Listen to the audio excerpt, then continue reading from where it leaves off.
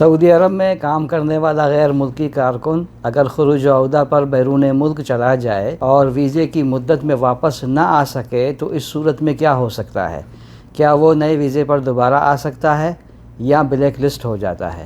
Urdu news کے ایک قاری نے سوال کیا ہے کہ خروج عودہ پر جانے کے بعد ویزے کی مدت میں توسیع کی ضرورت پیش آئی، لیکن کفیل نے خروج عودہ توسیع کرنے کے بجائے غلطی سے خرج ولم یعد یعنی جانا اور واپس نہ آنا رپورٹ کر دیا۔ ایسی صورت میں کیا وہ دوبارہ سعودی عرب آ سکتا ہے یا نہیں؟ محکمہ پاسپورٹ نے اس سوال کا جواب دیتے ہوئے کہا ہے کہ خروج عودہ پر جا کر مدت میں واپس آنا بہت ضروری ہے۔ اگر مدت میں واپس نہ آیا جائے تو 3 سال کے لیے بلیک لسٹ ہو جاتا ہے۔ اس مسئلے کا حل یہ ہے کہ مذکورہ شخص اسی کفیل کے نئے ویزے پر دوبارہ آ سکتا ہے۔ بصورت دیگر کسی دوسرے کفیل کے ویزے پر وہ نہیں آ سکتا کیونکہ وہ بلیک لسٹ ہو چکا ہے۔